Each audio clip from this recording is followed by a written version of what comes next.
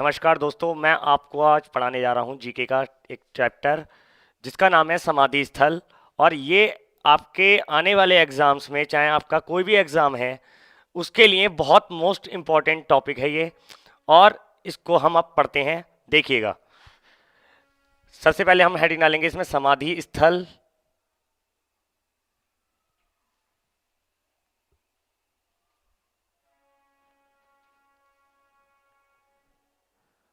देखिए, हमारे देश में जितने भी महापुरुष रहे हैं उनको हम आजीवन याद रखने के लिए हमारे केंद्र सरकार द्वारा उनकी समाधि स्थल बनवाए गए हैं। ठीक है, तो उनके बारे में थोड़ा सा आप ध्यान से पढ़ेंगे।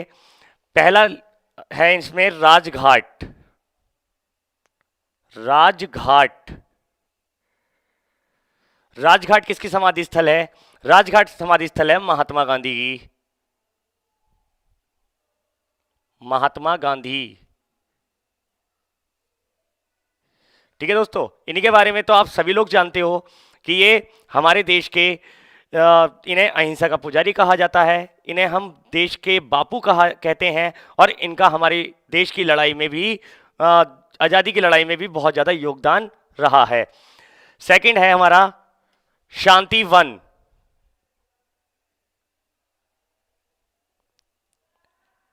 शांति वन ये है पंडित जवाहरलाल नेहरू।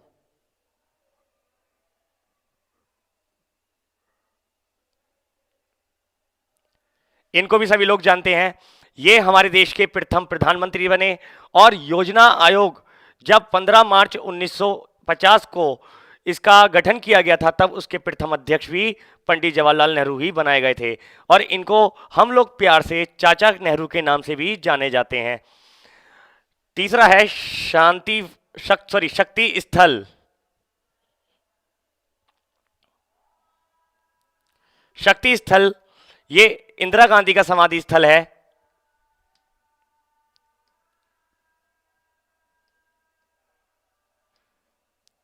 इंदिरा गांधी ये हमारे देश की प्रथम महिला प्रधानमंत्री बनी। और प्रधानमंत्री के पद पर संभालते हुए इन्होंने हमारे देश में वित्त मंत्री प्लस रक्षा मंत्री का भी कार्यभार संभाला है। लेकिन अगर हम बात करें कि भारत में स्वतंत्र रूप से पहली महिला वित्त मंत्री बनने का गौरव किसे प्राप्त हुआ है, तो वो है निर्मला सीतारमण, जो कि वर्तमान में भी वित्त मंत्री हैं। और इससे पहले इनके नाम पर एक रिकॉर्ड और बना है। वो ये बना है कि आप इनके बारे में ये भी पढ़ सकते हो कि ये हमारे देश की प्रथम स्वतंत्र रूप से रक्षा मंत्री का पदभार संभालने वाली भी महिला निर्मला सीतारमण है। इंदिरा गांधी, इनको आयरन लेडी ऑफ इंडिया भी कहा जाता है। फोर्थ है विजय घाट। विजय घाट ये समाधि स्थल है लाल बहादुर शास्त्री की।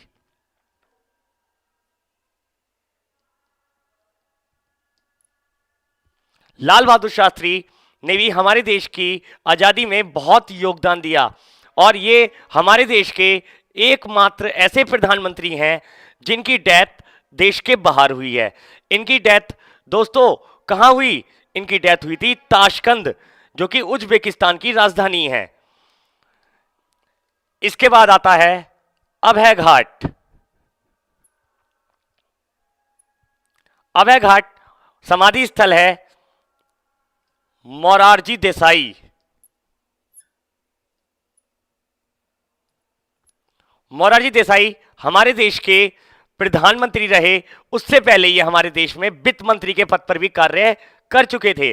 और ये हमारे देश के एकमात्र ऐसे वित्त मंत्री हैं जिन्होंने सबसे ज्यादा बार आम बजट पेश किया है। ये हमारे देश में इन्होंने 10 साल यानी 10 बार आम बजट पेश किया है। और ये हमारे देश के एकमात्र ऐसे प्रधानमंत्री हैं जिनका जन्मदिन आपका 4 वर्ष में एक बार आता है। यानी कि लीप वर्ष में पैदा होने वाले हमारे देश के एकमात्र प्रधानमंत्री कौन है? तो वो है मोरारजी देसाई। इसके बाद आता है हमारा किसान घाट।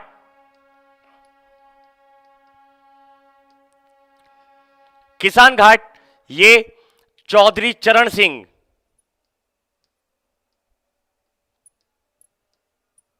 चौधरी चरण सिंह की समाधि स्थल है। और इनको किसानों का मसीहा कहा जाता है। इनके ही जन्म दिवस को हम हर साल 23 दिसंबर को राष्ट्रीय किसान दिवस के रूप में मनाते हैं। और ये हमारे देश के एकमात्र ऐसे प्रधानमंत्री रहे जो कभी संसद में नहीं गए, यानी कि देश में वो प्रधानमंत्री जो कभी संसद नहीं गए दोस्तों, तो उसका आंसर होगा क्या? वो होंगे चौधरी चरण सिंह। नेक्स्ट है वीरभूमि। वीरभूमि यह समाधि स्थल है राजीव गांधी।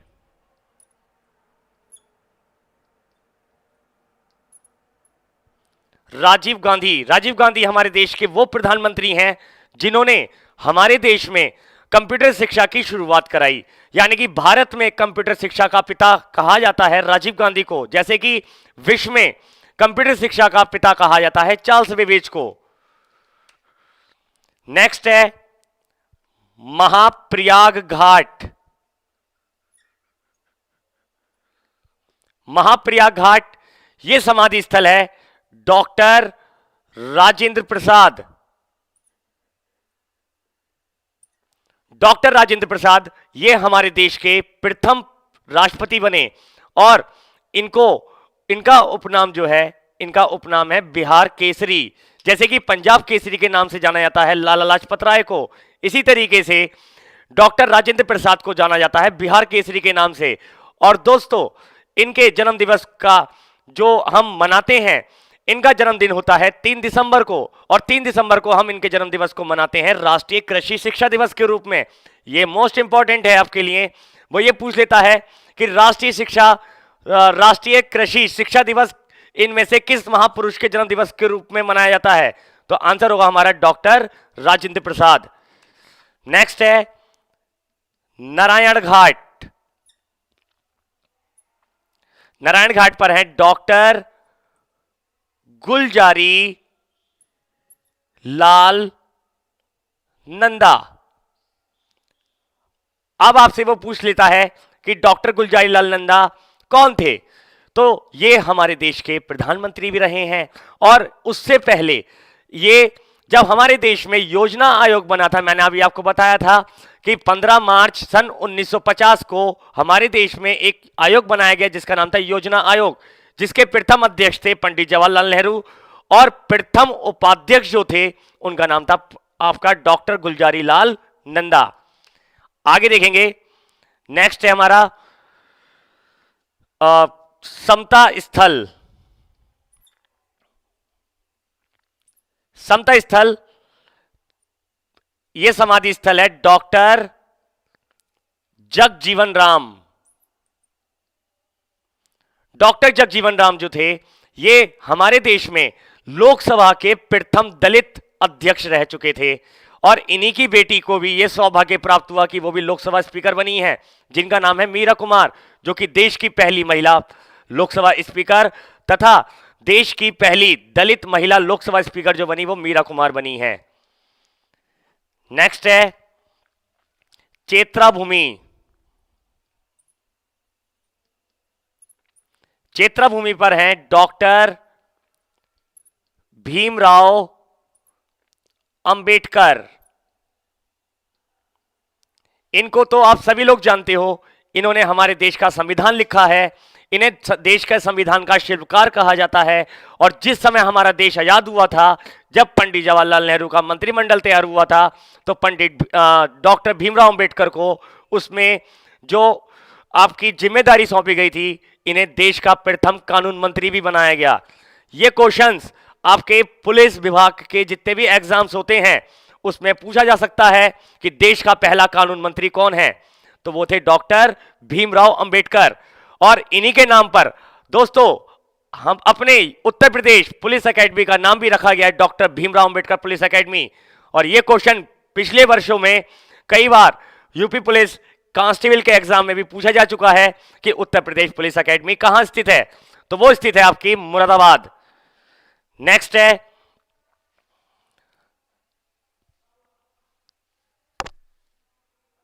एकता स्थल। एकता स्थल जो है यह है डॉक्टर ज्ञानी जेल सिंह। दोस्तों ये हमारे देश के प्रथम सिख राष्ट्रपति रहे हैं। जैसे कि आप सभी लोग जानते हैं कि हमारे देश में प्रथम सिख अगर राष्ट्रपति पूछा जाए तो वो है डॉक्टर ज्ञानी जेल सिंह। अगर हम बात करें प्रधानमंत्री की कि सिख प्रधानमंत्री कौन बने तो उन्हें आप सभी लोग जानते हो कि डॉक्टर मनमोहन सिंह। अगर हम बात करें कि भारतीय सुप्रीम कोर्ट में अब तक कुल कितने सिख मुख्य न्यायाधीश बन चुके हैं तो वो एक ही मुख्य न्यायाधीश हैं जो सिख मुख्य न्यायाधीश रहे हैं, जिनका नाम है डॉक्टर जगदीश सिंह खेहर। नेक्स्ट है उदय घाट। उदय घाट पर हैं डॉक्टर KR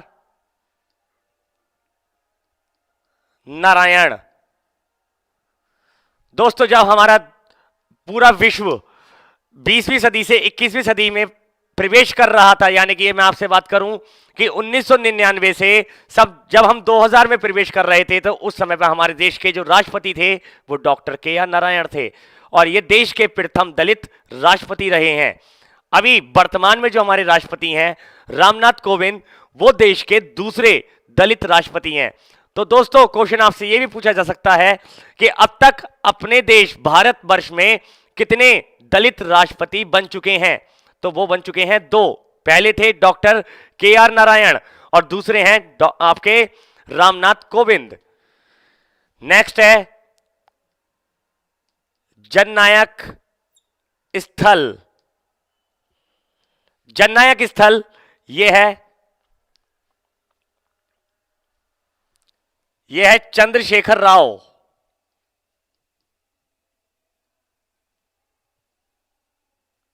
ये भी हमारे देश के पूर्व प्राइम मिनिस्टर रह चुके हैं। इनके बाद हम बात करते हैं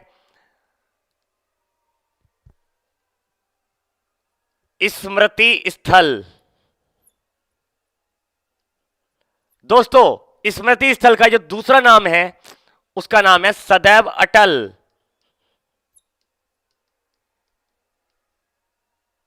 सदैव अटल यानी कि अटल के नाम से आपको पहचान लिया होगा आपने कि ये किसकी है। यह है अटल बिहारी वाजपेयी। इनके ऊपर बहुत सारे क्वेश्चंस बनते हैं, मैं आपको बताता हूं उनके बारे में क्या क्या क्वेश्चंस बनते हैं। भारत में भारतीय जनता पार्टी की स्थापना जो हुई थी वो 1980 में हुई थी। 1980 में जो इसके प्रथम राष्ट्रीय अध्यक्ष बने थे वो अटल बिहारी वाजपेयी बने थे और भारत में आपका गठबंधन के माध्यम से पहली बार सरकार बनाने वाले पहले प्रधानमंत्री भी अटल बिहारी वाजपेयी हैं। यानी कि गठबंधन की प्रक्रिया स्टार्ट करने वाले प्रधानमंत्री कौन है, वो अटल बिहारी वाजपेयी हैं। सबसे कम दिनों के लिए प्रधानमंत्री बनने वाले जो आपके प्रधानमंत्री हैं वो भी अटल बिहारी वाजपेयी हैं। अटल बिहारी वाजपेयी वैसे तो 3 बार प्रधानमंत्री रहे, लेकिन जब पहली बार प्रधानमंत्री बने तो इनका कार्यकाल मात्र 13 दिन का था। तो दोस्तों भारत में पोखरण परमाणु परीक्षण करने वाले प्रधानमंत्री भी यही हैं और हमारे देश में सन 1999 में कारगिल युद्ध हमने जीता था, उस समय भी हमारे देश के प्रधानमंत्री भैया अटल बिहारी वाजपेयी थे। तो अटल बिहारी वाजपेयी ही नहीं हमारे देश में भैया कारगिल युद्ध को जितवाने का श्रेय जाता है इनको। और ये इस युद्ध को इस साल नहीं पिछले साल 26 जुलाई सन 2019 को इस युद्ध को 20 साल कंप्लीट हो चुके हैं। आपसे क्वेश्चन पूछा जा सकता है कि इनमें से कौन से युद्ध को सन 2019 में 20 साल पूरे हुए हैं, तो वह आपका कारगिल विजय युद्ध। इसके अलावा भारत पाकिस्तान के मध्य पहली बस सेवा सदा ए सरहद चलवाने का श्रेय भी जो जाता है वो अटल बिहारी वाजपेयी के लिए जाता है। इसके अलावा भारत में जीएसटी मुद्दे की शुरुआत जो कराई गई थी वो भी अटल बिहारी वाजपेयी ने ही 2003 में इस मुद्दे को उठाया था। लेकिन 2004 में भारत में पेंशन व्यवस्था समाप्त करने वाले प्रधानमंत्री भी अटल बिहारी वाजपेयी हैं। इनकी जो ऑटोबायोग्राफी है अटल बिहारी वाजपेयी की, उसका नाम है आपका मैं फिर लौट कर आऊंगा। नेक्स्ट है इसके बाद करम भूमि। करम भूमि इस ये समाधि स्थल है डॉक्टर शंकर दयाल शर्मा। ये हमारे देश के पूर्व राष्ट्रपति रह चुके हैं। तो दोस्तों आज हमने एक टॉपिक ये सीखा कि कौन से महापुरुष की समाधि का नाम क्या है, और मैं ये आशा रखता हूं कि आपको ये चैप्टर भी कंप्लीट हो गया होगा। Thank you. हेलो फ्रेंड्स, आज हम थोड़ी सी बात करते हैं शॉर्ट ट्रिक्स के बारे में, जीएस की। जैसे कि बहुत से एग्जाम्स में क्वेश्चंस ये आता है कि कौन से खेल में कितने खिलाड़ी होते हैं। तो दोस्तों हमारे कोई भी गेम्स होता है, चाहे वो इंडोर हो या आउटडोर हो, हम बात करते हैं केवल एक टीम की, ठीक है। तो देखिए हमारा टॉपिक रहेगा एक पक्ष में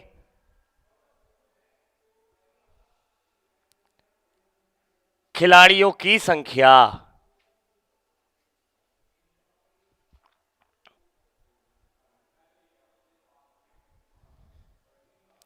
एक पक्ष में खिलाड़ियों की संख्या। तो आपको मैं बताऊंगा कि एक टीम में कितने खिलाड़ी होते हैं। देखिए बच्चा याद करता है लेकिन भूल जाता है, क्योंकि वहां पर उसको जो ऑप्शंस मिलते हैं वो आपको कंटिन्यू मिलते हैं। जैसे कि हम पढ़ेंगे, अब पहला गेम है हमारा क्रिकेट। क्रिकेट तो बहुत आसान है बताना, लेकिन इतना आसान क्वेश्चन एग्जाम्स में नहीं आता। क्रिकेट में एक टीम में खिलाड़ी होते हैं 11, ये तो आप सभी लोगों को पता है, ठीक है। सेकंड है हमारा हॉकी। हॉकी में भी 11 खिलाड़ी ही खेलते हैं। तीसरा गेम है हमारा फुटबॉल। फुटबॉल में भी 11 ही खिलाड़ी खेलते हैं। फोर्थ है हमारा आइस हॉकी। आइस हॉकी में भी भैया 11 ही खिलाड़ी खेलते हैं। अब देखिए क्वेश्चंस हमारा एग्जाम में कई बार ऐसा आ जाता है कि इनमें से कौन सा विकल्प गलत है, यानी कि हमें ये चारों याद हो गए कि हमने 11-11 खिलाड़ी वाले याद कर लिए, और 4 ही गेम ऐसे होते हैं जिसमें 11 खिलाड़ी खेलते हैं। फिफ्थ गेम आता है हमारा पोलो। पोलो में होते हैं 4 खिलाड़ी। अभी आपको मैं इसकी ट्रिक बताऊंगा, ट्रिक के माध्यम से आपको अभी ऑटोमेटिक याद हो जाएगा। सिक्स्थ गेम होता है हमारा बास्केटबॉल। बास्केटबॉल में खिलाड़ी होते हैं 5। सेवेंथ गेम है हमारा वॉलीबॉल। वॉलीबॉल में 6 खिलाड़ी खेलते हैं। एट्थ है हमारा नेट बॉल। नेट बॉल में 7 खिलाड़ी खेलते हैं। नाइन्थ है आपका कबड्डी। कबड्डी में भी 7 ही खिलाड़ी खेलते हैं। इसके बाद आता है हमारा वाटर पोलो। वाटर पोलो में भी 7 ही खिलाड़ी खेलते हैं। देखिए एक होता है वाटर पोलो और एक होता है पोलो। पोलो होता है घोड़े पे बैठ करके, और वाटर पोलो होता है हमारा स्विमिंग पूल के अंदर। 11th है इसमें हमारा जिम्नास्टिक। जिम्नास्टिक में होते हैं 8 खिलाड़ी। फिर आता है हमारा खो खो। खो खो में होते हैं 9 खिलाड़ी। इसके बाद आता है बेसबॉल, जो कि अमेरिका का भी राष्ट्रीय खेल है इस समय। इसमें भी 9 ही खिलाड़ी खेलते हैं। एक आता है अब हमारा रग्बी फुटबॉल। रग्बी फुटबॉल इसमें खेलते हैं 15 खिलाड़ी। तो दोस्तों हमें याद रखना है कि एक टीम में सर्वाधिक खिलाड़ियों की संख्या जो होती है वो रग्बी फुटबॉल के अंतर्गत होती है, ठीक है। तो आपसे क्वेश्चन अगर आता है कि रग्बी फुटबॉल के अंतर्गत खेले जाने वाले खिलाड़ियों की संख्या कितनी है, तो हम बताएंगे आपको 15, ठीक है। और रग्बी फुटबॉल वर्तमान में जो आपका गेम है वो स्कॉटलैंड का राष्ट्रीय खेल है। इसके बाद आता है हमारा बैडमिंटन। बैडमिंटन में खेलते हैं 1 या 2। अब आप कहोगे कि एक खिलाड़ी कैसे खेल सकता है अकेला। मैं आपको दोस्तों एक टीम के बता रहा हूं। आपने देखा होगा बैडमिंटन में एक तरफ या तो एक खिलाड़ी खेलता है या खेलते हैं 2 खिलाड़ी, यानी कि कोर्ट पर खेले जाने वाले खिलाड़ियों की संख्या या तो 2 होती है या होती है 4। तो एक टीम में या तो एक खेलेगा या खेलेंगे 2। नेक्स्ट है हमारा लॉन टेनिस, लॉन टेनिस में भी यही सीन है, एक या दो, सिंगल या डबल। और इसकी फेमस जो हमारे देश की खिलाड़ी है वो है सानिया मिर्जा, लिएंडर पेस और महेश भूपति। और लिएंडर पेस ने इसी साल जनवरी 2020 में संन्यास की घोषणा की है। तो दोस्तों क्वेश्चन ये भी आ सकता है कि जनवरी 2020 में भारत के कौन से टेनिस खिलाड़ी ने संन्यास की घोषणा की है? तो आंसर होगा हमारा लिएंडर पेस। या क्वेश्चन ये दे सकता है कि लिएंडर पेस कौन से खेल से संबंधित हैं? तो आप आंसर बताओगे लॉन टेनिस। नेक्स्ट है आपका टेबल टेनिस। टेबल टेनिस में भी एक या दो ही खेलते हैं, लेकिन लॉन टेनिस और टेबल टेनिस में अंतर यह होता है कि लॉन टेनिस जो खेला जाता है वो ग्राउंड में खेला जाता है और टेबल टेनिस आप एक हॉल में भी अंदर खेल सकते हो। यानी कि टेबल टेनिस जो है वो इंडोर गेम है और लॉन टेनिस आउटडोर गेम है। 18th आता है हमारा कैरम। कैरम में भी एक या दो ही खिलाड़ी खेलते हैं। यानी कि आप जब कैरम खेलते हो तो आमने सामने की जो टीम्स होती हैं वो एक टीम मानी जाती है, यानी कि या तो सिंगल खेलेगा व्यक्ति या डबल्स। 19th judo. जूडो में भी एक या दो। इसके बाद आता है हमारा लास्ट शतरंज। शतरंज में केवल सिंगल ही खेलता है, इसमें डबल्स का गेम्स नहीं होता है। ठीक है, अब मैंने आपको कहा था कि मैं आपको याद कराऊंगा इस चीज को। तो देखिए स्टार्टिंग के हमने 4 याद किए, उसमें 11-11 खिलाड़ी हैं। इसके बाद हमारा आता है पोलो। तो देखिए हमें केवल गेम का नाम देखना है और उससे पहचान लेना है कि इसमें कितने खिलाड़ी हैं। तो मैं आपको एक छोटी सी ट्रिक के माध्यम से इसको याद कराता हूं। देखिए ये बन रहा है 4, ये देखिए आप बन रहा है 4, यानी कि आप इससे पहचान सकते हो कि पोलो में 4 खिलाड़ी हैं। बास्केटबॉल में 5 खिलाड़ी हैं, ये देखिएगा ये बन रहा है उल्टा 5। इससे हमें याद करने में आसानी होती है और हम गेम को केवल पहचानते हैं और एकदम देखते ही उसका सही आंसर लगाते हैं। क्योंकि जब ऑप्शन आता है कि बास्केटबॉल में एक पक्ष में खिलाड़ियों की संख्या कितनी होती है, तो बच्चा चाहे कितना ही याद कर ले, लेकिन भैया डिप्रेशन के कारण उसमें वो गलत कर आता है। क्योंकि वहां पर ऑप्शन वो देगा आपको 4, 5, 6 या 7, और बच्चा इसे आते आते सवाल को भी गलत कराता है। अब देखेंगे वॉलीबॉल। वॉलीबॉल में है 6 खिलाड़ी, ये देखेंगे 3 + 3 6 होते हैं, और भैया इसमें खिलाड़ियों की संख्या भी 6 ही है। इसके बाद बात करते हैं हम नेटबॉल। नेटबॉल में देखिए ये बन रहा है 7, ये बन रहा है 7, यानी कि हम केवल अक्षर देखेंगे और अक्षर से ही पहचान लेंगे कि इसमें खिलाड़ियों की संख्या कितनी है। अब मैं बात करता हूं आपसे कबड्डी। लेकिन कबड्डी में ऐसी कोई ट्रिक नहीं बन रही है। हम कोई भी एग्जाम देते हैं, हिंदी और इंग्लिश दोनों में आता है। यानी आप इंग्लिश में कबड्डी लिखा हुआ देखोगे तो लिखा होता है कबड्डी। कबड्डी में अल्फाबेट्स की संख्या कितनी है? वो भी 7 ही है, और खिलाड़ियों की संख्या भी कितनी है? 7 है। अब बात करते हैं हम वाटर पोलो। यहां पर देखेंगे 5 और 2 7, या यहां से पकड़ेंगे हम तो यहां से भी भैया हमारा बनता है 7, 4 और 3 7। अब बात करता हूं मैं आपसे जिम्नास्टिक। जिम्नास्टिक में 8 हैं। अगर हम का को बंद कर दें तो और उसे घुमाएं तो यहां पे बनेगा 8। अब बात करता हूं आपसे खो खो की। बचपन में सभी बच्चों ने खो खो खेला होगा, आप लोगों ने भी खेला होगा, लेकिन उसमें यह होता था कि जितने इकट्ठे हो जाते थे बच्चे, या जितने लोग इकट्ठे हो जाते थे, आधे एक टीम में बट जाते थे, आधे एक टीम में बट जाते थे। लेकिन हम अंतरराष्ट्रीय स्तर पर बात करें तो खो खो में देखिए ये बन रहा है 9 9 और 9, यानी कि एक टीम में खिलाड़ियों की संख्या 9 है। बेसबॉल, बेसबॉल में ये देखिए ये बन रहा है 9। रग्बी फुटबॉल का मैं आपको बता चुका हूं, और बाकी 1 या 2 वाले जो गेम्स हैं वो आप आसानी से याद कर सकते हो। ठीक है, थैंक यू।